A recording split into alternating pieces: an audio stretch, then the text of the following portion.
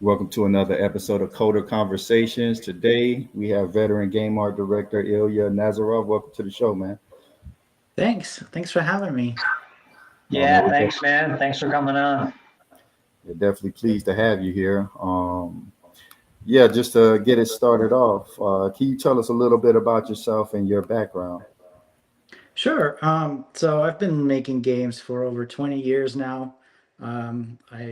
Started out at Nintendo, then I worked for Warner Brothers, then I worked for Bethesda. Now I work at a startup indie studio called Laura Games, where we're working on our first game, and I'm the art director there. Oh man, that's awesome. It sounds like you have quite a storied history throughout the game industry. So like what made you pick the game industry out of all industries to apply your art to? Uh, you know, I always wanted to be in games, I think, since I was little. It was one of those dreams that I didn't think was going to come true. Um, I used to read those Right. little, like little Yeah. magazines about game development and stuff. And Yeah. yeah, so it was, and eventually it just worked out. I kept doing my art, and then I went to a video game school. But I think we can touch on that later. Absolutely. So kind of growing up, what games and what games art really influenced you? Um, when I was growing up, I played a lot of Quake and Unreal. I think Half-Life and was probably the game that made me think, okay, this is really going to be bigger than movies. This is where the Right. entertainment is moving in the future. Right. So I would say if I had to single one out, it would probably be Half-Life. Yeah, that was an epic game. Oh, interesting. So it seems like yeah, like more of the Western style inspired your art than say like the Japanese style. Well, I didn't take inspiration uh, about art from games so much as an art form. As far as specifically visual arts, I had other inspirations, but games is so much more than just the visuals. Really, the thing that I fell in love with was just creating these universes, all the world building, these places they don't exist and make you feel like you're there. And I think that's probably why Fallout resonated so strongly with me, is because I'm not sorry, not Fallout. Half-Life resonated so strongly with me because they really did it. Um, unlike anybody was able to do in terms of the immersiveness at the time. Oh, absolutely. So how long have you been drawing for? Like when did you really decide art is what I want to do with my life? Oh, I mean, I've been drawing since I can remember. I picked up a pencil when I was a toddler, probably, and started drawing. I was actually really, really good at drawing early on. And I say this That's humbly awesome. because I think comparing to my peers, now I am kind of like fairly commonplace. But when I was a little kid, I was like bizarrely good at drawing, like super, super good. And I, Nice. I participated in this citywide competition, and this is like 80s Russia, and it was a competition for all the kids. Everybody was poor back then, and the grand prize was a Nintendo. And you could enter it at like 7 or 8 years old, and you could go all the way to like 14. So I figured little Oh, kids had no wow. chance of winning, and I won the competition, and I got the All right. Nintendo console. So I Yeah. that sort Very of nice. cinched the union of games and art for me. But yeah, I've been Yeah, drawing since very I was nice. really little. Very nice. Yeah, that's amazing. So yeah, how did you pick your college for your art? Like what criteria were really important for you? I didn't really pick a college. Um, you know, my mom married my stepdad, who was American, and I moved to America. And then, I was still a teenager. And we're driving down the street one day, and we pass a building, and I'm like, I think this said DigiPen. And something sparked in my head. I'm like, remembering a magazine I read about video games 5 years ago in Russia about the first school ever opening that was going to focus primarily on video games. And up until that moment, I didn't know if I was going to be like an architect or industrial designer. My dad wanted me to continue in his footsteps and be a doctor. But as soon as we turned around and came to that building, and that was in fact the school that I had read about a long time ago, the first in the video game school in the world, and I just happened to move next door. I'm like, this is it. This is Wow, where I'm going. So that was the criteria right there. that's insane. Yeah, that's really amazing. How difficult was it to get into a place like DigiPen? I imagine it was like really competitive. I was so worried. I've been drawing my whole life, but I was so scared that I wasn't gonna get in. I drew my butt off in preparation for the exams, and I mean, I don't know, I got in. So Yeah. I don't actually know how hard was it. I know that the school was hard, but I got in. So Awesome. So, like, what were your primary mediums of drawing? Like just pencil and pad, or did you paint? Or yeah, I was brought up in a very kind of traditional school for art that dates back many decades, maybe even over 100 years. And it's, you start with your pencil for a line work, for perspective, for just your basics, and then you spend years working your way up. And you always continue with pencils, but then gouache is added and watercolor is added. And mostly it was those mediums. I don't think I started drawing digitally until I had started in that school and in that college. I mean, in DigiPen. oh wow, Alex or Brian, did y'all have any questions? Yeah, I mean, I got a couple questions, definitely. So Ilya, just kind of looking at your background a little bit, some of the games you bounced around in, between Nintendo, WB, Bethesda, seems like you really bounced between that sci-fi fantasy shooter, and then more of the, like at WB, like the high fantasy genre. How has it been bouncing between different genres? Do you find yourself getting pigeonholed as one versus the other, or it sounds like you really gravitate towards that sci-fi shooter, but do you get pulled in that direction, or are you pursuing that direction? Yeah, I wouldn't say that I gravitate towards a sci-fi shooter. I'm a really weird artist in that I don't really like enjoy super defining my style. Maybe that will come for me in the future, and I think some of the best artists do that. They have a very clearly defined thing they like to do. But I get bored. Like I do something for a while and I'm like, I want to do something else. So, working on Metroid, working on Lord of the Rings, working on Fallout, Starfield, and now Echoes of Elysium, it's really been a blessing for me to bounce between these different projects. So I'm so grateful that I had the luxury to switch up styles and do different things for these games, because that really fits my personality very well. I don't have a favorite. My favorite is not doing the same thing for 10 years. Yeah, absolutely. Absolutely. Yeah, did you have something, Brian? Yeah, I guess one question I had is what courses really helped your art, and what were some of the biggest takeaways from art school? Um, that's a good question. I think that as far as the courses, for me personally, because I already had a pretty strong 2D background, I really dove and doubled down on all the 3D courses because I knew that's what I needed to walk Yeah. away from the school. But as Okay. far as what was most important, um, I think it was the connections that I made and the friends and everything that happened after the courses.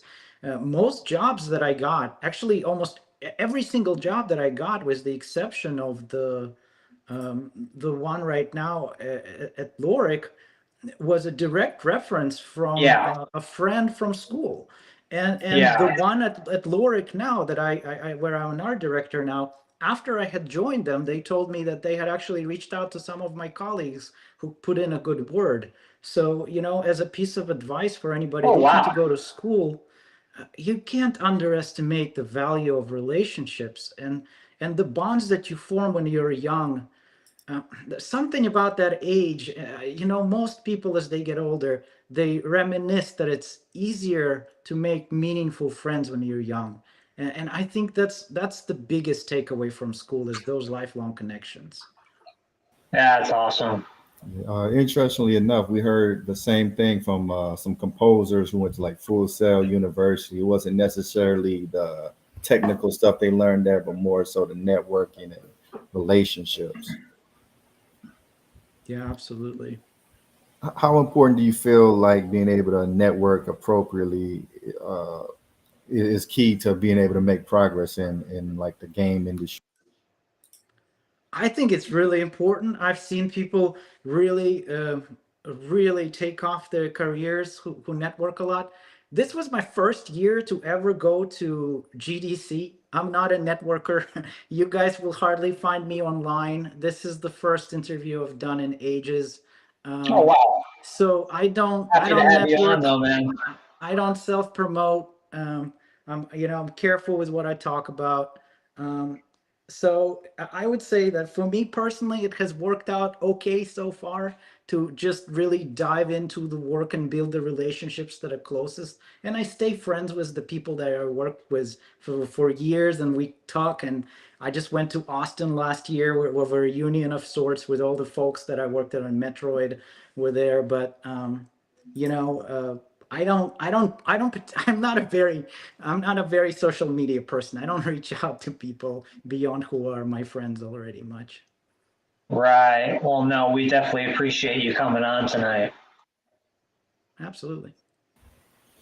Yeah, welcome to the show, Jonathan. Did you have any questions for Ilya? Oh, I think you're on mute. I need to figure out the mic for this. Can you all hear me now? Yeah. Yep. For sure. For sure. Yeah. Well, yeah. Thank you, Dan. Thank you for letting me come through. And yeah, it's so nice to meet you, Ilya. Yeah.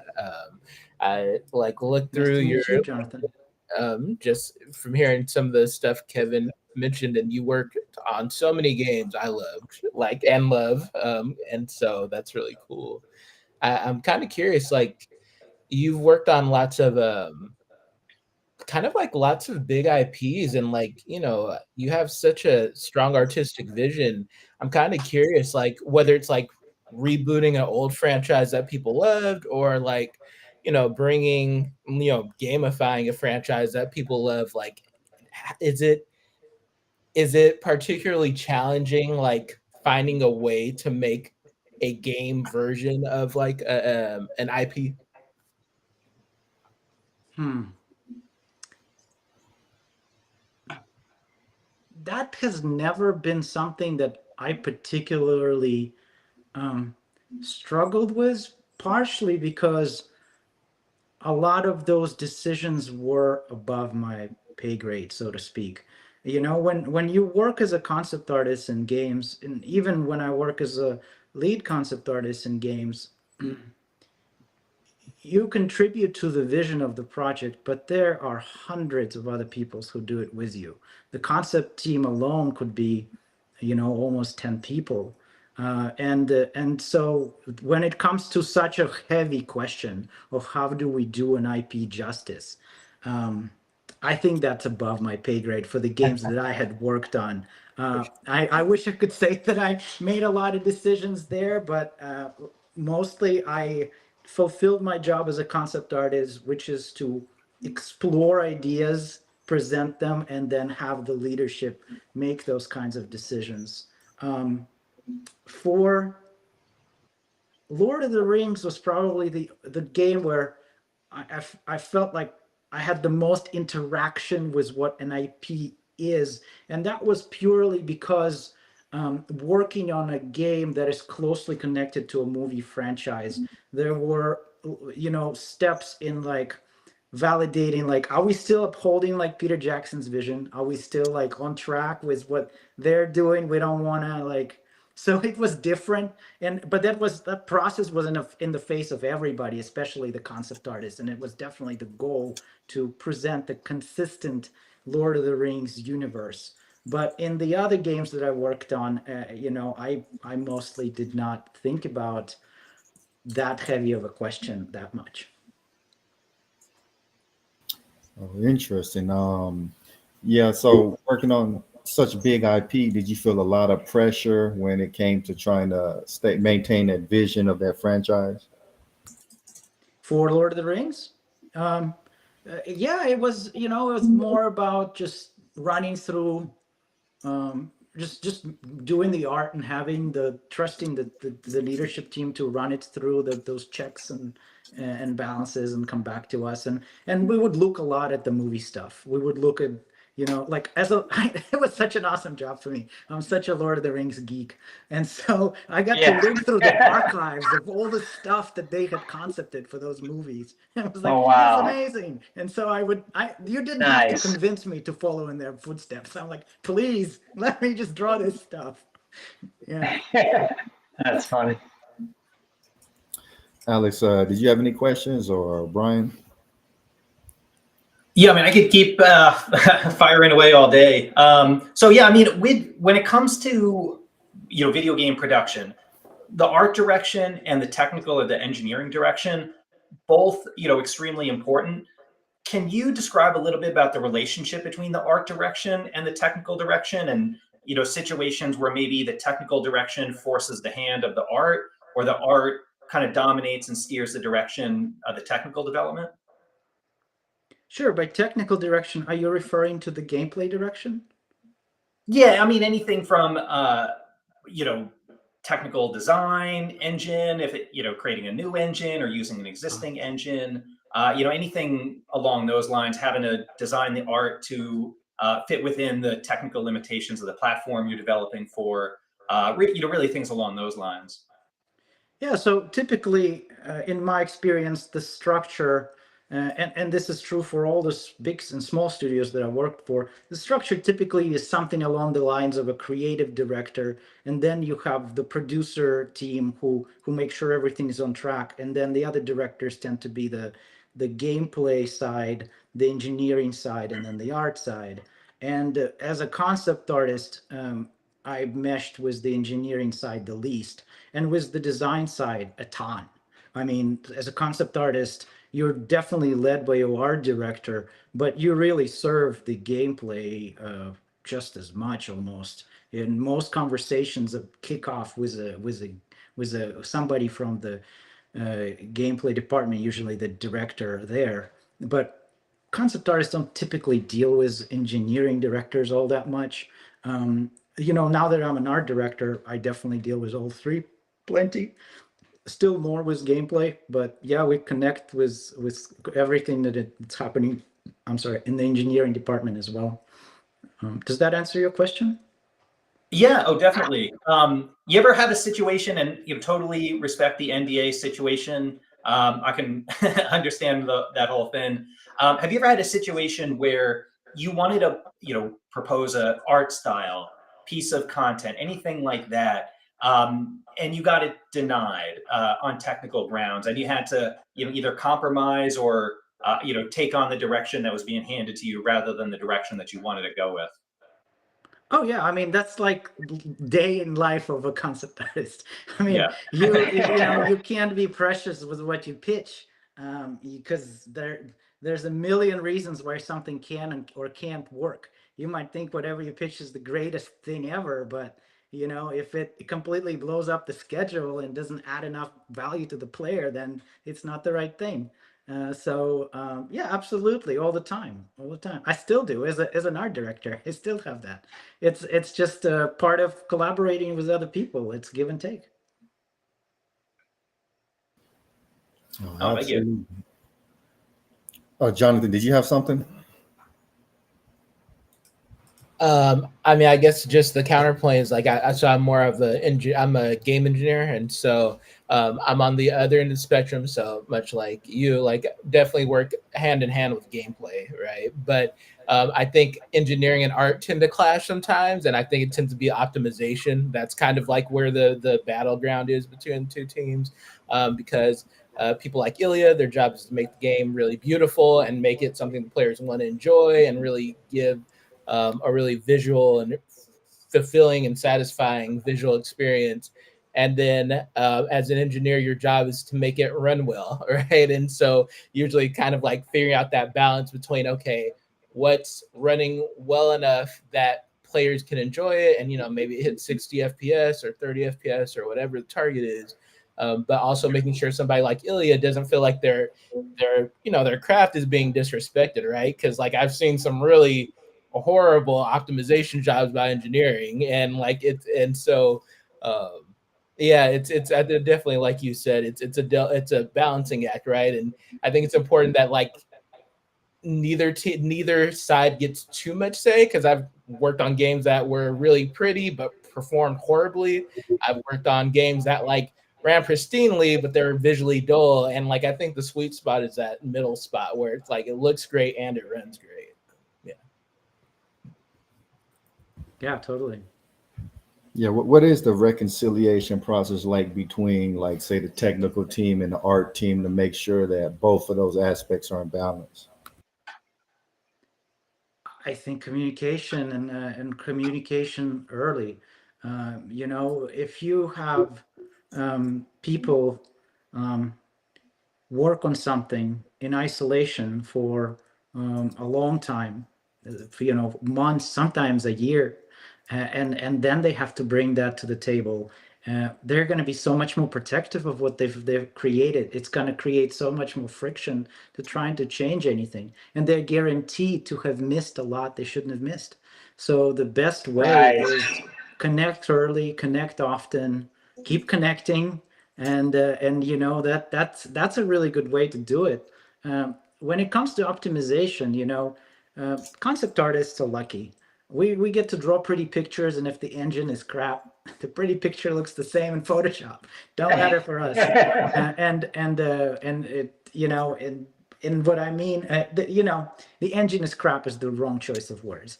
What I mean is that, those optimizations, the kind of decisions that have to be made, if they really hurt some of the stuff that the other artists are like, oh no, my baby, concept artists don't have to deal with that. Art directors do. And I think, it's interesting too, because oftentimes optimizations, people can really zero in on the visuals and be like, oh, all these draw calls and all this stuff is really slowing down stuff. But sometimes you have code of like some random NPC pathing is eating up way more performance than like your entire VFX budget. Like that stuff can happen. Absolutely. People tilt to like focus on the visuals more. So, I mean, I've been through this many times. I think some people raise problems more than others. Some people know that it's just part of the game development process. Right. So I think, if you communicate early and often, you will avoid most major problems. And then inevitably there will be something upset about something. But when you're dealing with hundreds of people passionate about what they make, how can there not be? I mean, go try doing a team project in college with 5 people for 2 months and tell me how that went. Yeah, exactly. Absolutely. So the video game industry to outsiders is kind of a black box. So you spoke of being a concept artist and now being an art director. Can you tell us about some of the major art roles in a company and kind of distinguish them for the listener? Sure. So most artists fall under these categories. You got the concept artists. Their job is usually draw a bunch of ideas based on a spec from the game director and art director, and they pick what they like. Then you got the 3D artists, which typically do multiple different things, but they usually fall into either the environment side of thing or the character side of thing. Then you got the VFX artists who create all the explosions and cool stuff that blows up and moves. Then you got the animators who move everything. Then you got the technical artists who typically do rigging, and oftentimes they help with shaders and all kinds of different complicated stuff. These are the guys that can sometimes write code, so they're usually more on that side of things. And let's see, and there's a lot of little roles in between. Some of the common other roles could be in some bigger studios, somebody who primarily like lights environments or fills them up with props and stages them almost like you would a set in a theater production. But yeah, I think I named most of the big ones. Absolutely. Brian, did you have any question? Yeah, Ilya, so you've worked on a lot of games at this point. Which one would you say is your favorite? I'm gonna go with my first one. Metroid Prime was my favorite game to work on because it's not a cop out. I truly feel this way. It's for me, it's about the people and the connections. And I was 20 years old. Right. We partied Right. all the time. I made some of my best lifelong friends there. It was an absolute blast. Also, as an IP, it was awesome, very creative. We had a really cool art director who divvied up the project in little chunks and gave us a ton of ownership. It was really fun. Metroid was a blast. That's great. Yeah, that's amazing. Like, how does it feel like working on these iconic game series and seeing how fans react to your artwork? Like, what is the feeling like? Oh, it's awesome. It's really cool. But I'm not much on the internet, so sometimes my wife will tell me something. She'll be like, "Oh, this or that." Yeah, I drew some cats for one of the Fallout games, and then it was like a random thing I just kind of drew, and it was Mr. Pebbles, and then I saw like a bunch of people name their cats Mr. Pebbles. That's probably my favorite thing. It's so funny. No, that's got to be an amazing feeling. Alex or Jonathan, did y'all have any questions? Yeah, happy to jump in, kind of on that topic. So I mean, just looking at some of the work you've done, I mean, the Metroid Prime series, Shadow of Mordor, all the Bethesda, RPGs. That's a really solid track record, I gotta say. How do you feel like reading reviews of the games that you've worked on? Is there any particular, praise or criticism that's really jumped out at you or kind of sticks with you? I will tell you my favorite piece of praise that I've ever read. And it was not directed as praise. So I did lighting for Fallout 4 and Fallout 76, in addition to concept art. And I discovered, and my memory is a little wonky now because this was like probably 10 years ago. But there was a person who was like painting landscape paintings based on like what they were seeing in Fallout and like Fallout VR, and just really trying to capture those colors of the lighting stuff. And that was like, yes, somebody appreciates, somebody gets me. That was really nice. Yeah, I mean, the Fallout 4 vibe is definitely like actual Boston. So you nailed that. Thank you. The lighting was, I love landscape painting. I love impressionist art, that kind of stuff.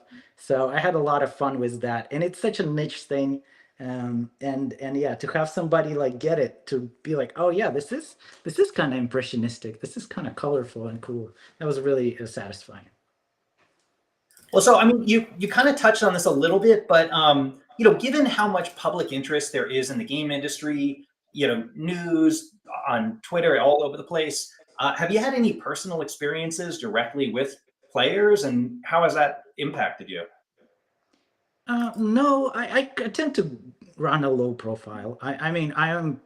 If I go to GameStop, I don't usually tell people that I work on games. I don't know. I guess I'm a bit of a introverted person, maybe. I don't I don't reach out to strangers. I don't talk about the games that I worked on. The guys in the neighborhood. My son's on baseball team, so like the baseball dads and I will chat and stuff like that. Actually, I actually probably for one of the maybe like 2 or 3 times, like very rarely I have ever talked to a stranger about games that I worked on. Like probably 2 or 3 times in my whole life where I would just like, hey, I worked on this or that game. I did that just 1 month ago. We were on vacation in North Carolina, and our server at a restaurant had like Fallout tattoos everywhere. I mean, everywhere. And my wife is like, "You have to tell him. Like, you have got to tell him." So I told him, and he was really excited. And That's he said great. he was a fan his whole life. But that's like Nice. I can think of maybe 2 or 3 places in my times in my whole life that I talked to someone about games I work on that was a stranger. And you guys So being in that unique, very small club of people. absolutely. So you're saying you're pretty introverted? I think so. I mean, I don't know what the official criteria is, but I don't seek to talk to strangers about the games that I have worked on. I Sure. did I can go to understand that. I understand that. I did do a parent conference thing where I talked to the career day. I did do that, and go to my son's school and talk about game development, and Oh, that's fun. that was really cool. But That that sounds like a was lot of fun. yeah, that was. But they asked me to do it, and the kids loved it. So Interesting. So getting back into, I guess, more the technical process of the art. So like when you're drawing, do you have a vision? Like, do the images pop up in your head, or do you need like inspiration? Like, how do you come up with these ideas? I kind of like the drawing to take me places. I'm really weird about it. I find there's like a Zen moment that happens when I'm drawing, and I always try to reach that moment. And it's the moment where I stop thinking about the brushwork or the pencil or the line, and when I start inhibiting the world that I'm drawing. When that switch happens, I'm in the magic zone. And sometimes I can't get there, Nice. and sometimes I get there quickly, but when I get there, it just sort of like I'm almost in there, and I'm just drawing what I kind of, I don't know, what I feel or see. It's not verbal. It's not it's not agreed upon in my Right. mind what is there. I surprise Right. myself when I get there. But that's the process. Is it kind of like a flow state, like Michael Jordan would talk about? You get into this flow state where everything just clicks and everything comes together. I think for me, it's probably more akin to reading a really interesting novel. And sometimes you read and it's words, but then there's this moment when you're there. It's more like that. Interesting. Only I do it for a novel that hasn't been written yet. But I know the context, so it's like I'm trying to jump into that place. Yeah. Now I can understand that. So I'm, yeah, did you have something, Jonathan? I was just curious, like, I know you said this is the first time you've been to. Was this your first GDC ever, or was this just the first one in a long time? First GDC ever. Okay, that's awesome. Very cool. Um, I know, like usually at like conferences or events, whatever, right? They do have like those concept art, or like they'll usually have like a wall that has a bunch of different games concept arts, or things like that. Has your work ever been showcased in a venue like that, or that you know of? Yeah, I've been lucky to do a lot of marketing stuff, so a lot of my work has gotten a lot of views. The work I did for Lord of the Rings was used at E3. The stuff I did for Fallout and Starfield and the other games was used. So yeah, pretty much all the games except for Metroid, my stuff was used at different show floors. That's awesome.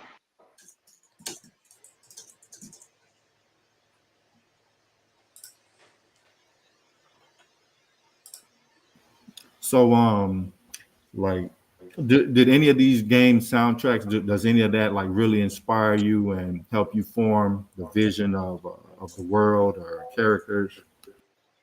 The games that I have worked on, Correct.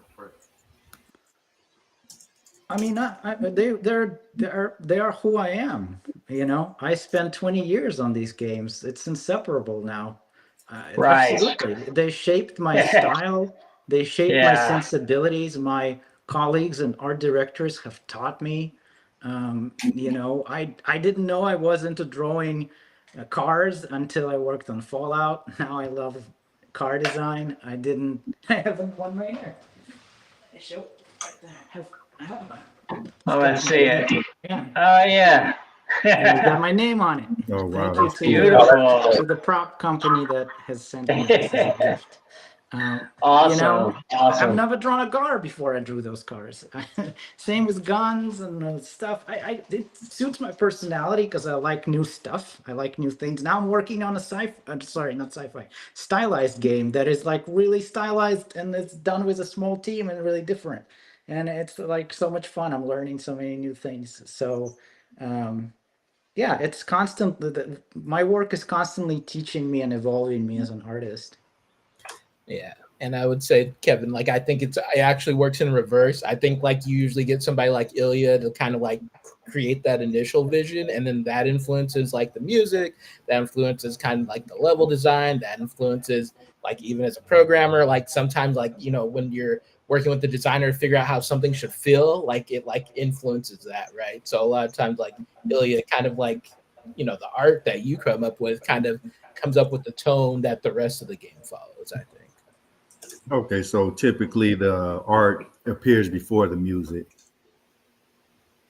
Concept art is typically very early in the project, and it's done throughout the project, but it's usually one of the first things that is done for any task because it's used to vet ideas quickly, and then it also saves time for everyone because you're doing that exact thing, or more or less, you know, you get more and less freedom depending on the task in studio. Interesting. So going from you working at these big companies to where you're at now, which is a smaller company, what is some of the major differences in working from a massive company to where you're at now? I mean, everything is different. Yeah. You know, everything is different. The biggest thing I think, well, there's so many. I don't even know what's the biggest. For me, you know, probably one of the main things is like you come from a studio where you have hundreds of developers and tons of resources, tons of time. You're able to get more time if you need to get something right. You come from that place.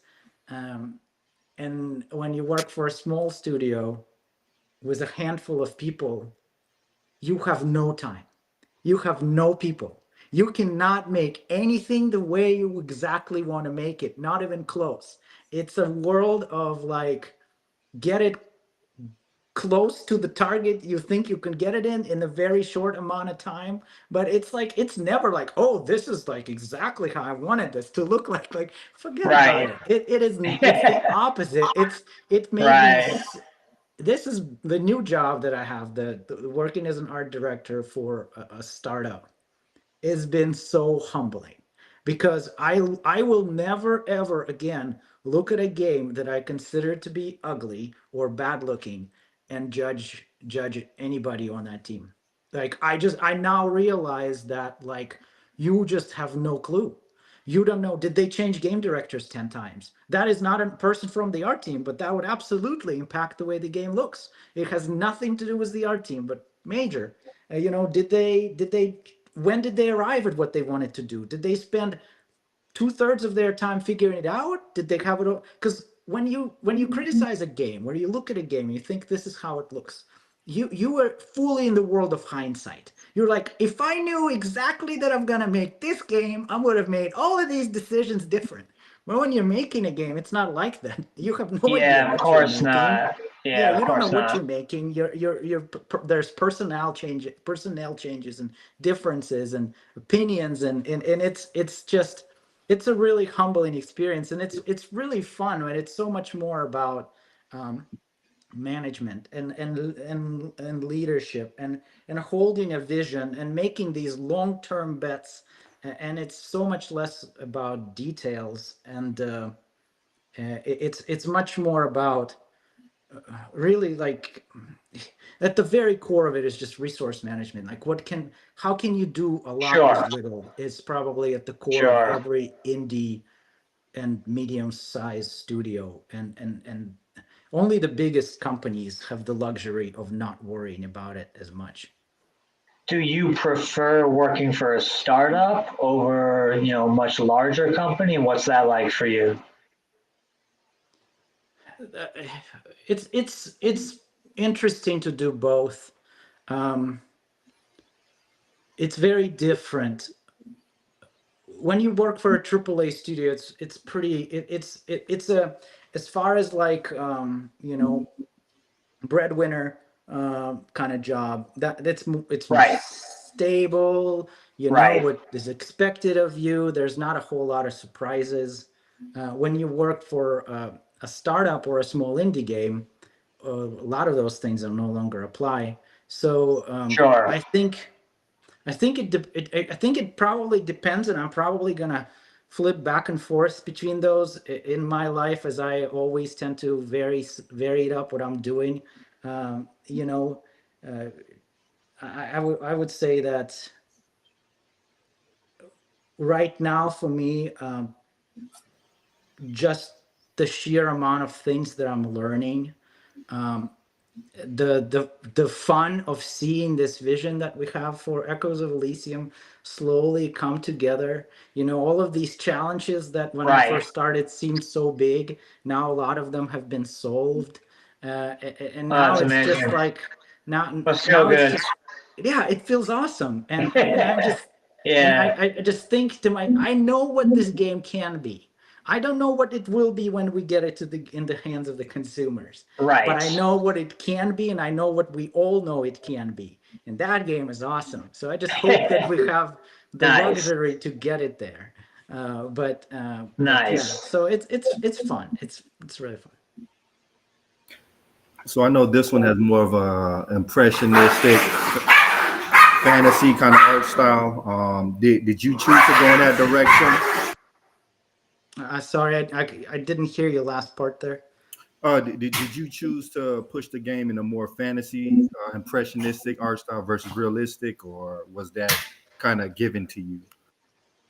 Uh, when I joined, there's a lot of things that were already in place, as far as like, we knew that the Echoes of Elysium was going to take place in Greece. There were going to be airships. There's going to be, it was going to be a little bit stylized. I definitely pushed in the more stylized direction.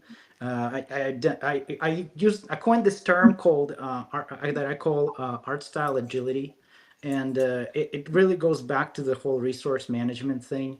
And really, the whole point of it is how quickly can you iterate, how quickly can you add things into the game with the size of the team that we have. That's just much more fitting. uh, you don't work at an indie studio and be like, this is the style. No, you're like, okay, how many people Right, have we got, how much time have we have, what are we trying to right. accomplish, and that Okay. almost tells you that's the style. And then you have some choice, some wiggle room inside it. But as far as like, That's very different. yeah, like I intentionally pushed it to be more stylized. I wanted our characters to have a certain rendering style, to intentionally simplify certain things to better suit our production. That makes a lot of sense. Jonathan or Alex, did y'all have anything?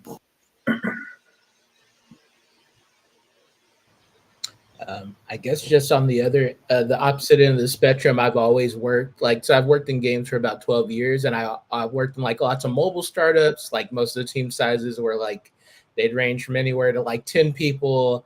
I mean, up to like I think 20 might have been the biggest for a long time. And so my current studio, there's about 80 of us, and a lot like you said. I think like some days I'll find myself working on a particular bug or feature, and I'm like, I've had so much time to focus on this one small problem, right? And there's large parts of the game I have no clue how they work. Like if you asked me, I couldn't tell you.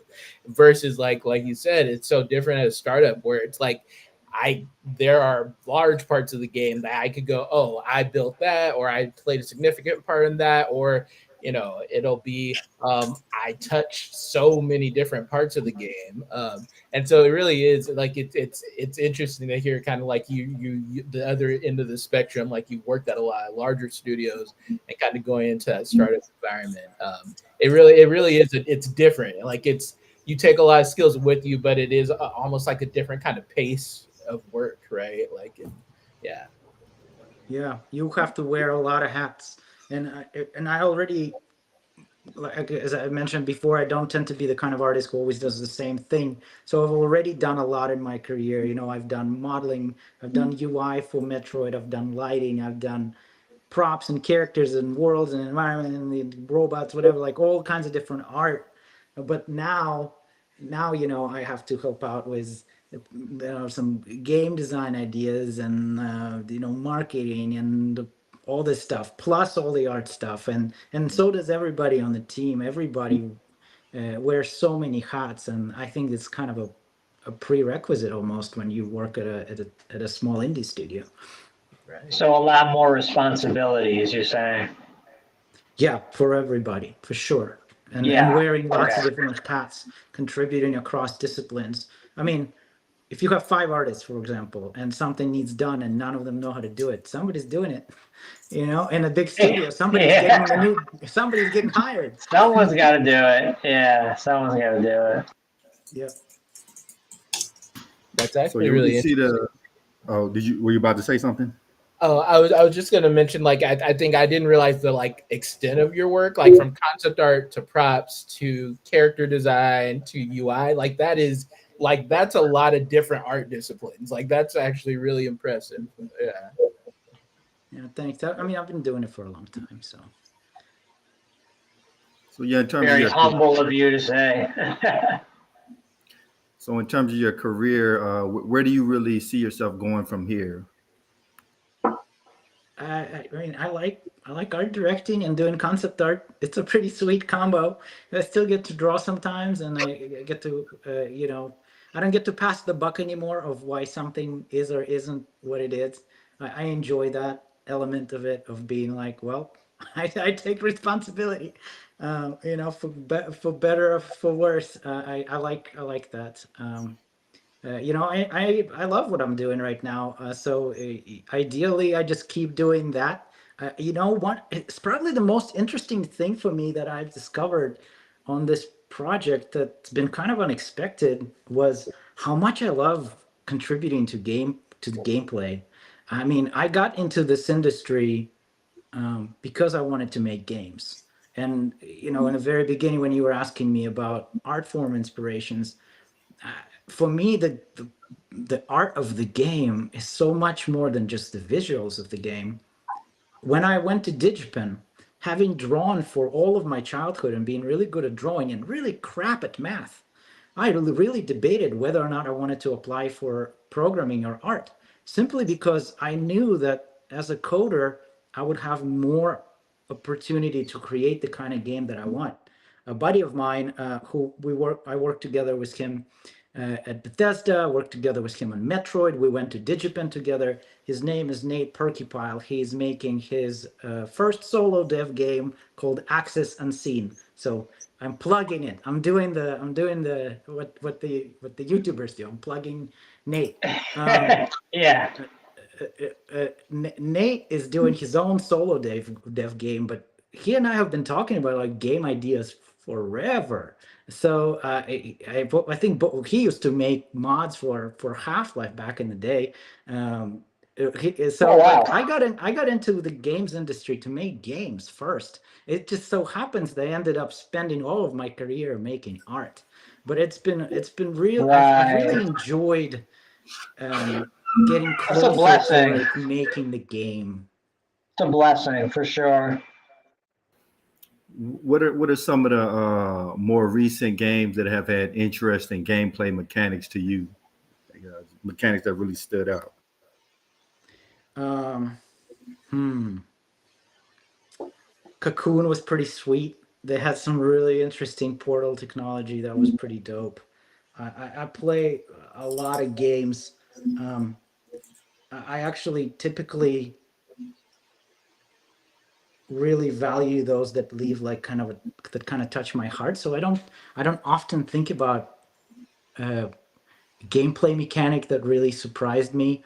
Um, I think oh, what's it called? Inside was really cool. They had some really interesting things with gameplay. Trying to think. I mean, Subnautica. Maybe they didn't have so many unique mechanics per se, but the whole package of balancing what they like. That game is like scoped to perfection. Um, Returnal was really cool. Returnal had some really interesting systems in it, with how they put some like stuff into the weapons in a very hidden way that you appreciate it as you played the game longer. Yeah, those games, um, probably the ones that come to mind as far as gameplay mechanics. Nice. Jonathan or Alex, did y'all have any questions? Yeah, I can ask another question. So, apologies if you hear crying kid in the background. So, you've talked a lot about networking and within the game industry. I've worked in a bunch of different industries, not just the game industry, and I've found the vibe really differs industry to industry. Some places I've worked, it's very cutthroat, cold. But within the game industry, I've kind of found it's very welcoming. People at different companies are very friendly to each other. Have you found that? And do you notice a difference moving from a large studio to more of a startup studio? The vibe, the kind of level of being welcomed by other people in the industry. Do you notice anything kind of along those lines? I've never worked in any other industry, and I've always had that what you're referring to, like same experience as far as everybody being welcoming and friendly in the games industry. I think everybody's like so psyched to work on games. Everybody's got like the same interests. Everybody likes anime, and everybody likes a handful of the same video games and same books. Like it's like it's a very small circle of interests that funnels people into the gaming industry. So there's a lot of natural born camaraderie. Um, Interestingly enough, at Lorik, quite a few of the people have either never worked in the game industry or have worked in the game industry a while ago. We have quite a few folks who were Mythic Games veterans that did like Dark Ages of Camelot and stuff. Some of those people talk to me about their experiences outside of the games industry, and every single one of them is like, I'm so glad to be back. Or the ones that have never worked in games before are like, I'm so glad to be here. I'm so glad to be working on games. Interesting. But the vibe is the same. Everybody likes Aliens and Terminator and Lord of the Rings and Dragon Ball Z. Yep. All you can check all the check boxes. Yeah. So yeah, can you tell us a little bit about some of the artists that really inspired you?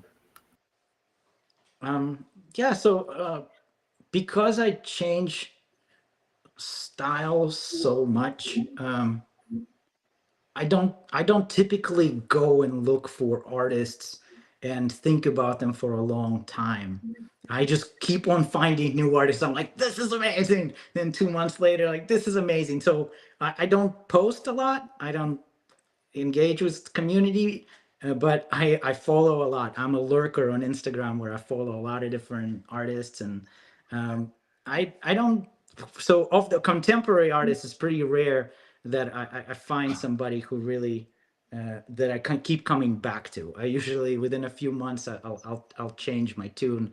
Um, there's this Chinese artist, Omu. I believe that's how he spells his thing. It's Omual, I think. and I was really inspired by his stuff for a while, and I was like, well, his stuff is like so childish. I can't talk to anybody at Bethesda about him because nobody will understand. It's so derpy looking. And then he got really big, and he like illustrated Apple stores in China and did Louis Vuitton combos, stuff like that. I'm like, Oh wow. I should have trusted my taste more. He looks like a Yeah. very like a child drew something. It's very whimsical. Right. And then I mean, Miyazaki is the huge one for me. I got Akira over there. Ghost in the Shell is a big one. So yeah, anime is a big influence. When I was in school, I was doing a bunch of line work drawings, and my teacher was like, this stuff reminds me a little bit of Mobius. I'm like, who's that? I don't know. And Mobius is a huge artist, amazing French mastermind.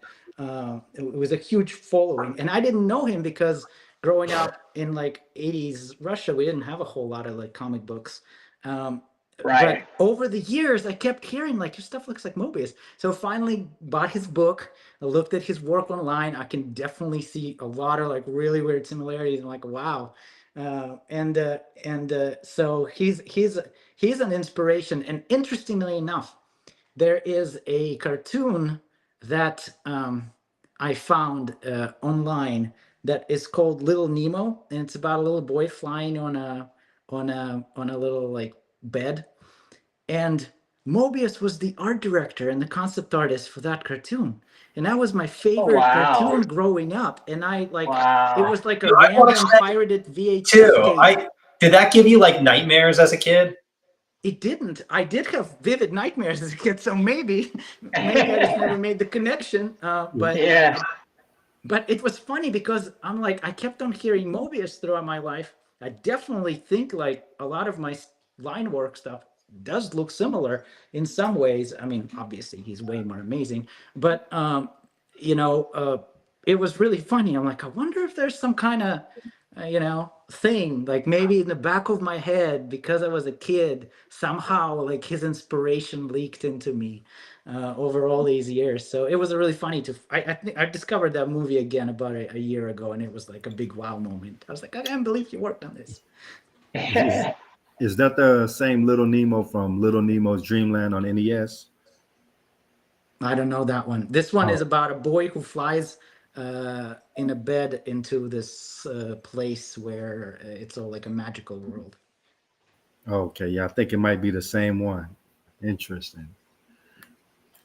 So it was like most boys growing up, Akira Toriyama was one of the standout artists. Was he somebody that inspired you as well? What did he work on? Dragon Ball. Oh, I didn't never watch Dragon Ball growing up. Uh, I Oh like wow. I know talking about everyone watching the same thing. That one slipped through my cracks. We didn't have a whole lot of I grew up in '80s and '90s Russia. I've been in America most of my life. So back then we got like what we got. I had Ninja Turtles, I had Transformers, Yeah. and I find that in America when I like connect with people and we really start talking like childhood movies and cartoons, I'm usually about like 5 years behind my actual age, because I think there was Oh a wow. delay in when things got big in Russia back then. But yeah, Interesting. Disney was big. I mean, I loved Lion King. okay, so you were really into Disney. Did like Marvel and DC make its way over there, and were you into them? Nope. So the big ones that I'm missing are Marvel, well, Star Wars, DC. Those are the big ones I'm missing. I did have Predator. I did have Aliens. I had Terminator. When I came to the States, and I lived in Seattle, where Digipen is, Seattle's big anime culture. That's when all of my Yeah. all of my friends at college, they would be like, "You gotta watch Ghost in the Shell. You gotta." It's like it was like such an awesome time discovering all of those movies for the first time when you're like 17 years old is just like a blast. That's awesome. Jonathan or Alex, did y'all have any kind of closing questions? Yeah, I mean, I'll just ask kind of a general open-ended question. Over the last couple of years, I mean, we've seen a lot of changes in the game industry from, how games are produced, funded, large studios, small startups popping up, live service models, microtransaction. I mean, the works. How do you feel about the direction the industry is heading in? Do you think there's any, major things you want to call out, major predictions you want to make? I'm not much into making predictions, but as far as a general comment to the state of how things are tracking and trending, I mean, we all know it's been a rough few years for games. It's been terrible to watch all these layoffs happen. I think all artists are affected by AI. A lot of engineers and other people are also. All these conversations about intellectual property theft, what it actually means to create property. All of that stuff is really rough. I mean, uh, I it's I think a lot of artists are suffering from mental health issues. A lot of game developers are as a result of just the sheer amount of external pressure that's coming at them. It's been interesting to watch what's happening.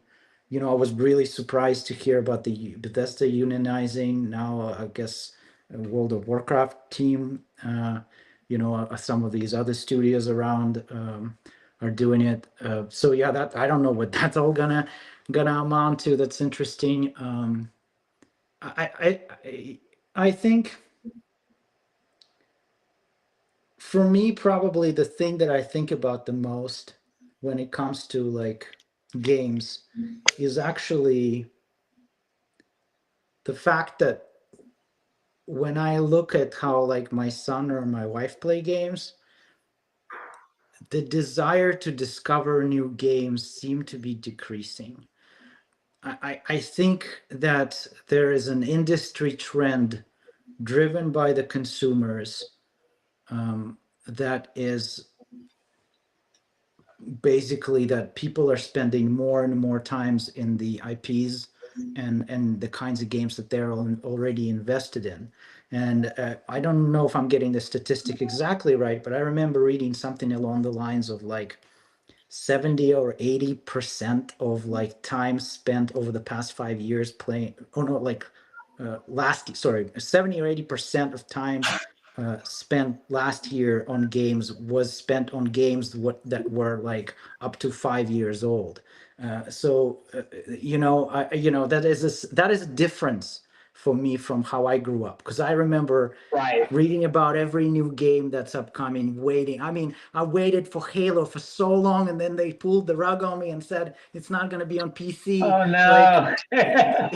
Like, no.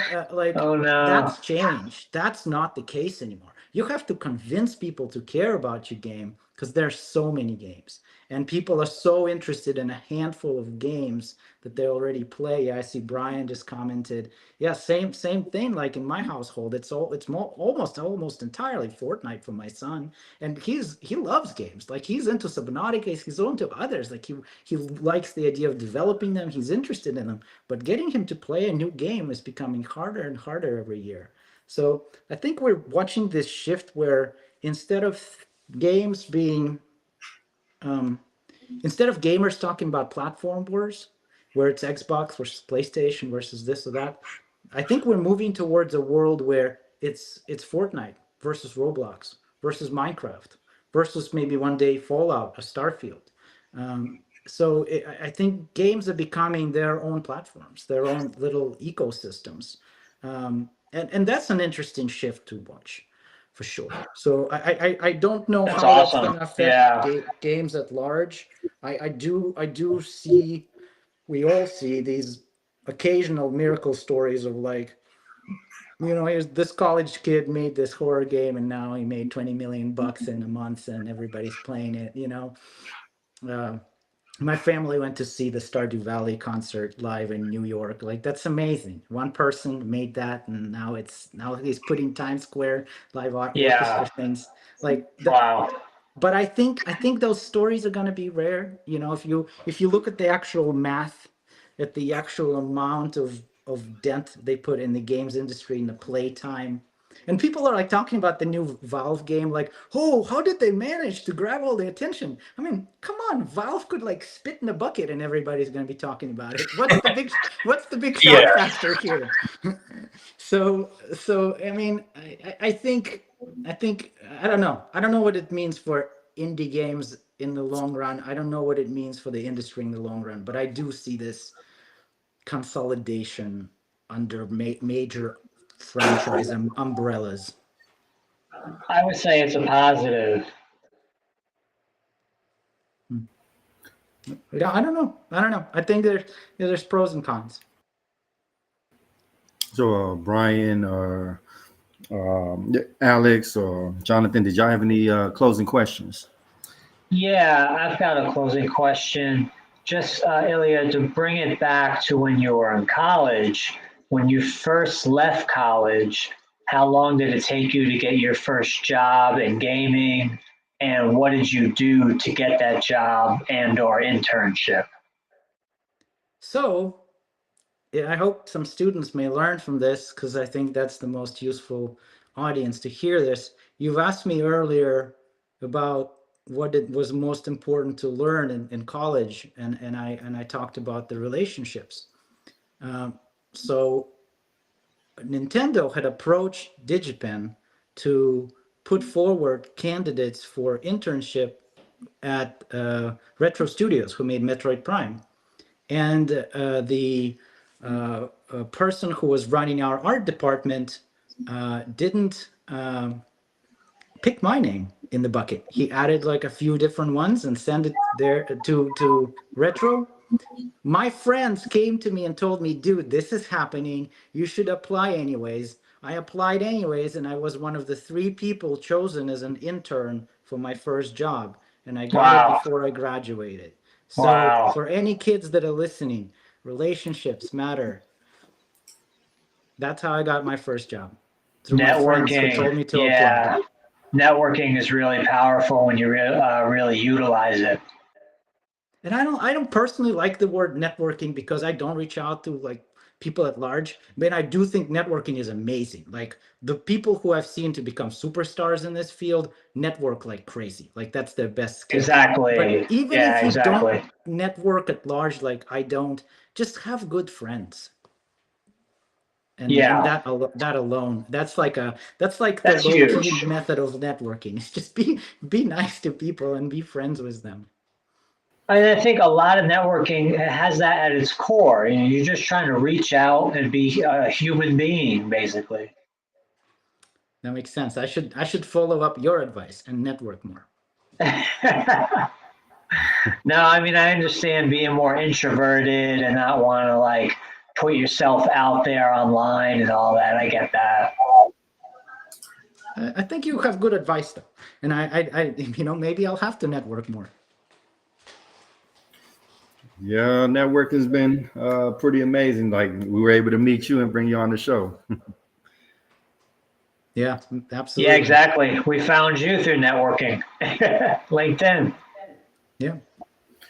But yeah, I know we're at the top of the hour. Did you want to leave the audience with any closing thoughts, Ilya? Oh gosh, you should have told me ahead of time that was going to be a question. I don't know. I don't have any closing thoughts. Check out Loric Games. Check out Echoes of Elysium. We're trying our best. I'm excited about it. It's still early, but I can't wait to show more. Yep. Exciting. And check out my friend's game, Access Unseen.